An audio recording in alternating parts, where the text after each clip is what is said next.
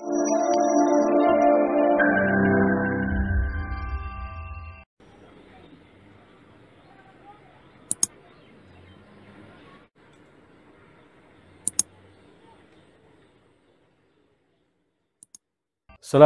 warahmatullahi wabarakatuh. Alhamdulillahirabbil alamin wal aqibatu lil muttaqin wala udwana illa 'alal zalimin. Wa asyhadu an la ilaha illallah wahdahu la syarika lah qayyumus samawati wal ardin wa asyhadu anna Muhammadan abduhu wa rasuluhul amin. Nabiyina Muhammadin sallallahu alaihi wasallam al-mab'us rahmatan lil alamin wa huwa sayyidul awwalin wal akhirin wa ashabihi wa man tabi'ahum bi ihsanin ila yaumiddin wa ba'd. Kaum muslimin yang dirahmati Allah SWT, kita jawab kembali pertanyaan yang masuk ya. Di sini ada pertanyaan dari Ummu Rahma di Depok. Saya memiliki keponakan perempuan yang usianya sekitar 9 tahun. Keponakan saya besar dengan neneknya dan sekarang saya yang membantu mengurusnya. Orang tuanya bercerai dan tidak tinggal bersama orang tuanya yang kini sudah menikah kembali. Perangai anak ke neneknya itu sering kali marah dan ngambek.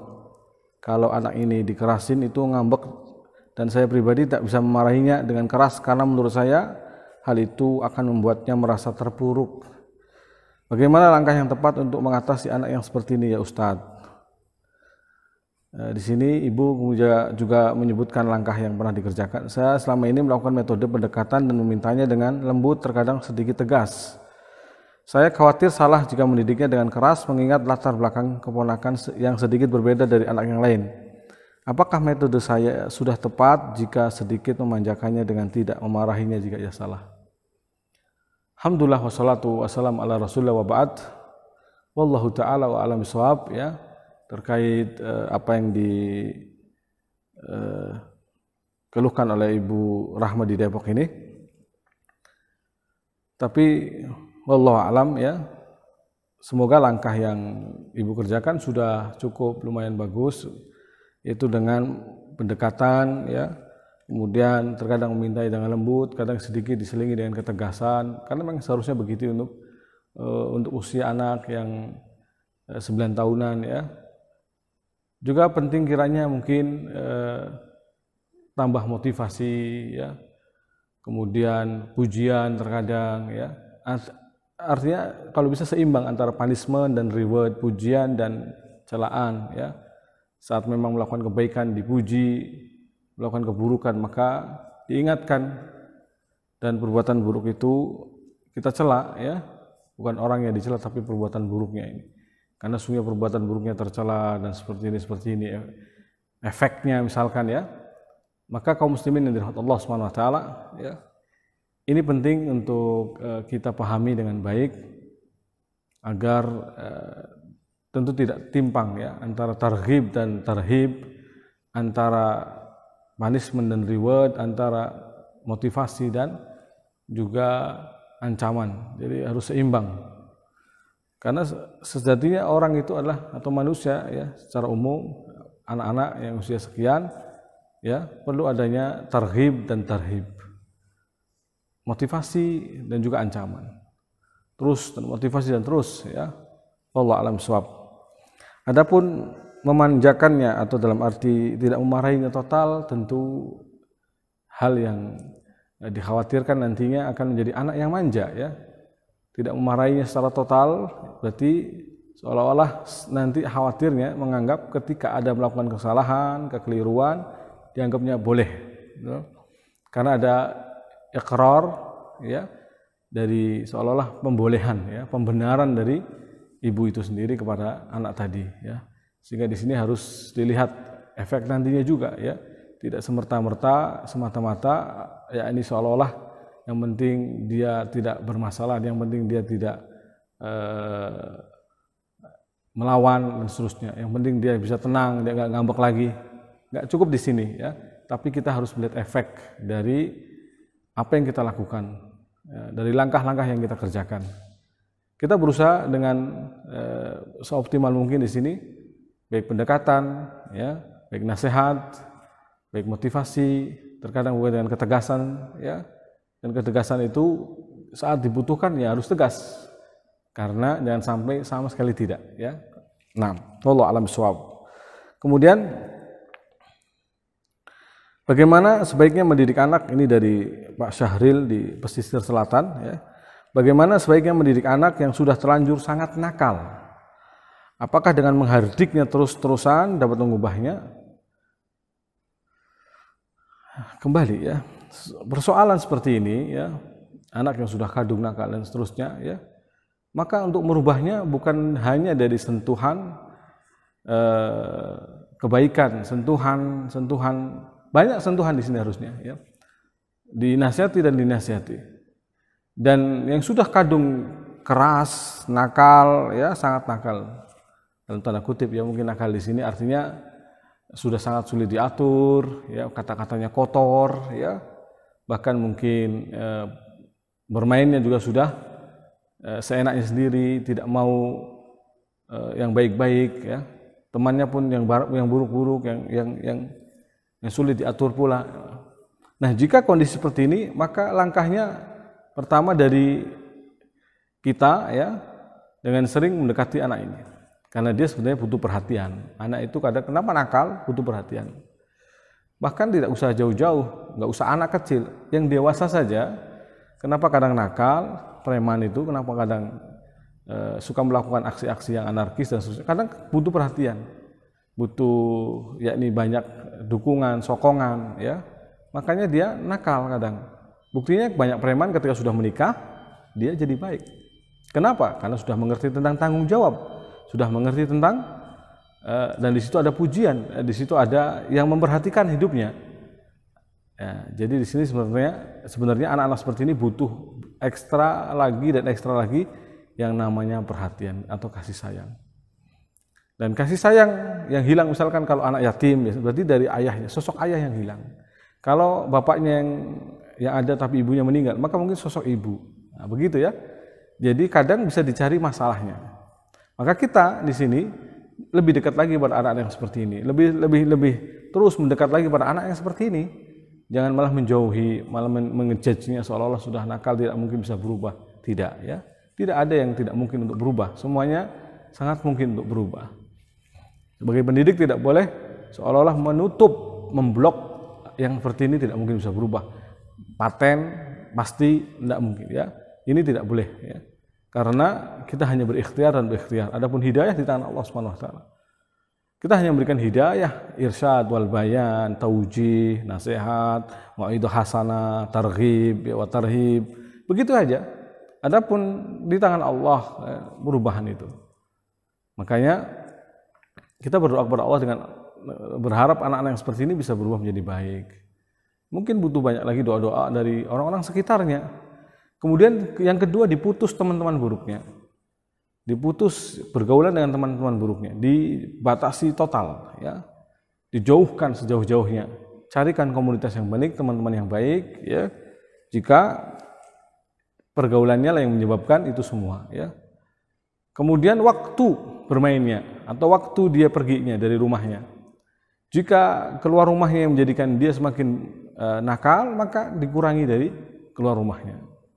Untuk di dalam rumah lebih banyak, ya. Kemudian diberikan kegiatan-kegiatan yang baik, ya. Kondisinya dikondisikan dengan kondisi yang baik.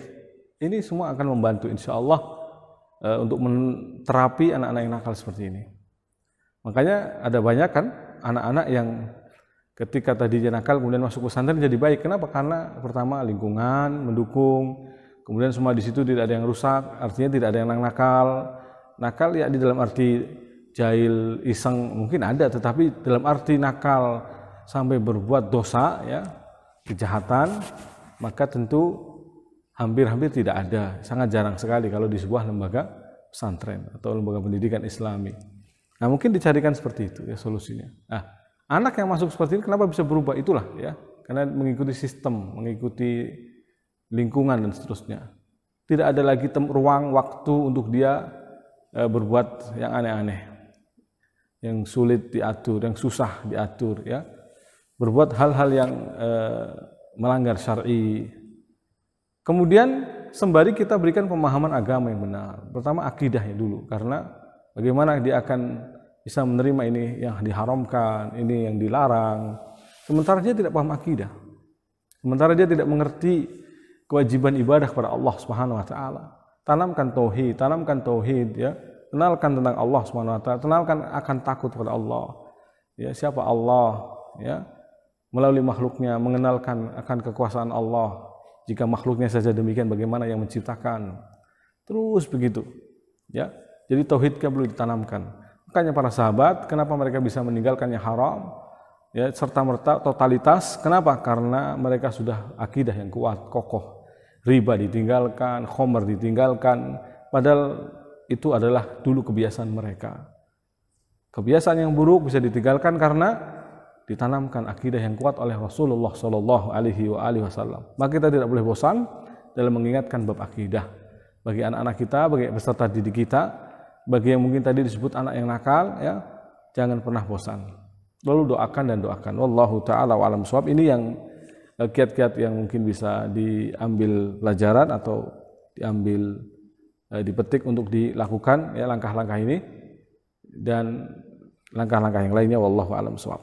Kemudian dari Hidayat Al-Fatih di Muna ya, bagaimana cara menghadapi anak yang kurang percaya diri. Ini bisa dibaca di tulisan kami ya agar menghindari atau menghadapi anak yang kurang percaya diri. Caranya bagaimana ya? Sudah disebutkan, insyaallah silakan merujuk kembali. Wallahu a'lam shawab. Kemudian dari Pak Agus Dwi Saputro, Kota Tangerang, bagaimana kiat-kiat atau trik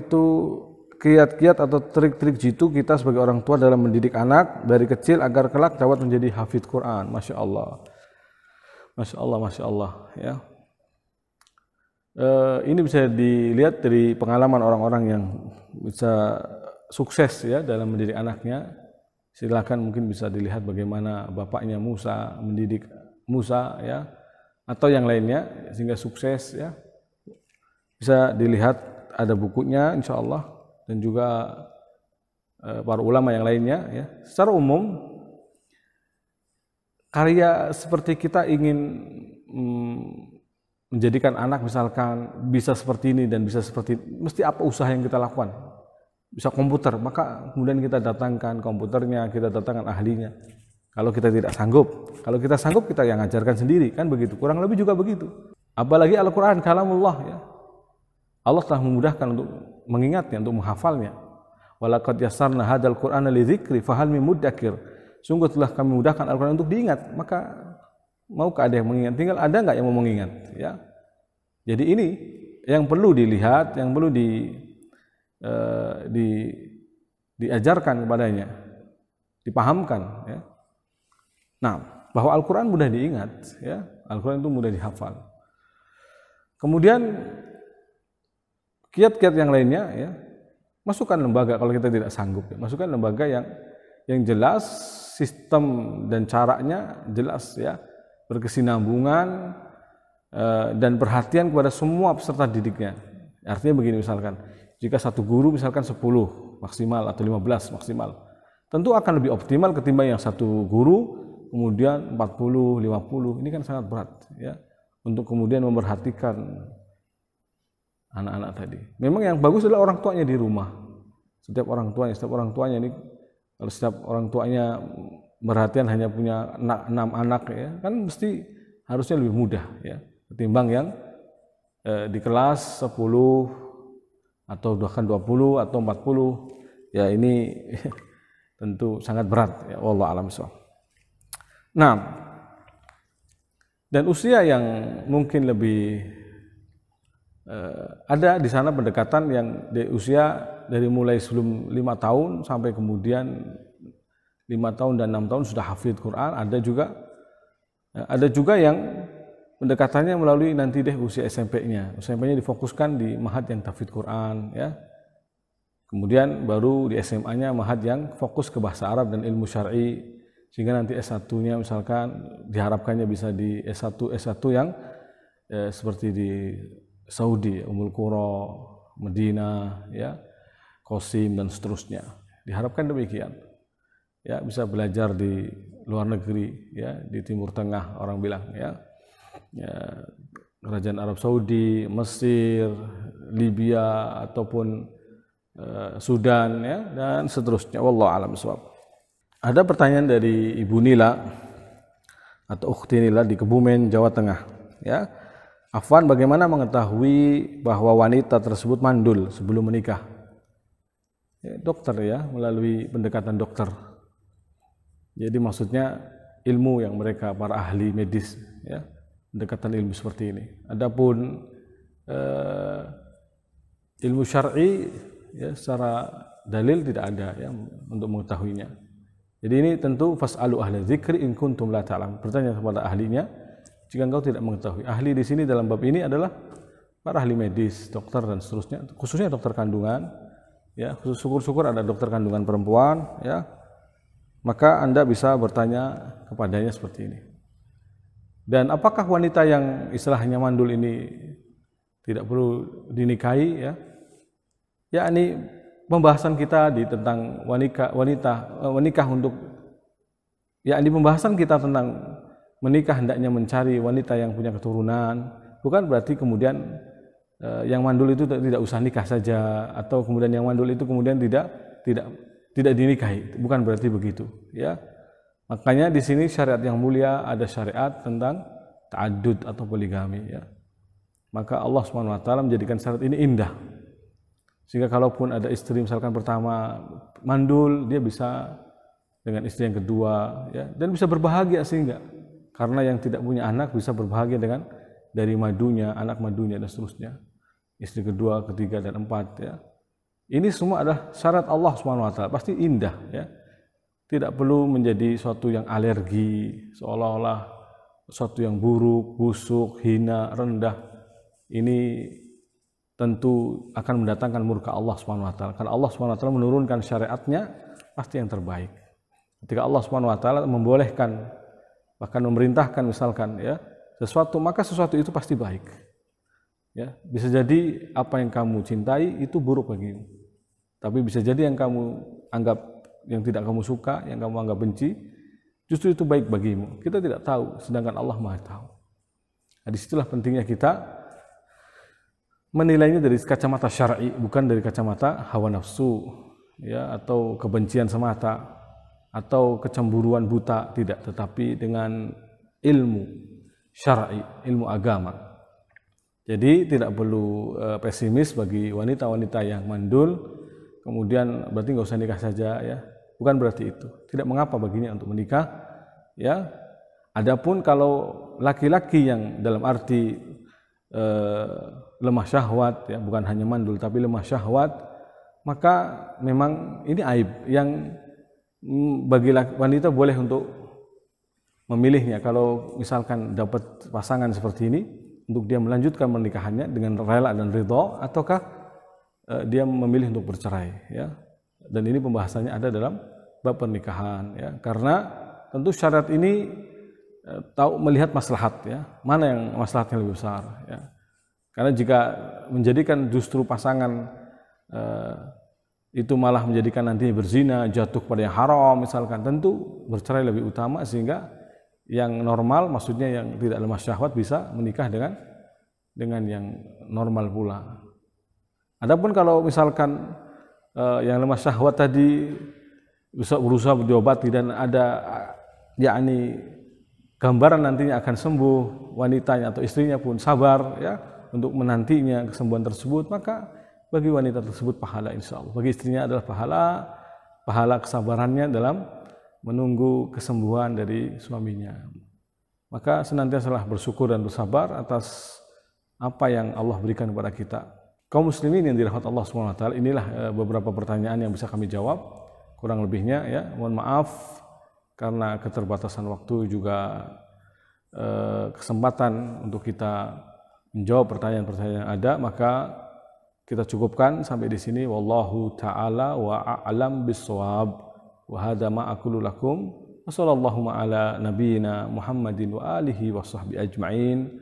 Subhanakallahumma bihamdika asyhadu an la ilaha illa anta astaghfiruka wa atubu ilaik. Wassalamu alaikum warahmatullahi wabarakatuh.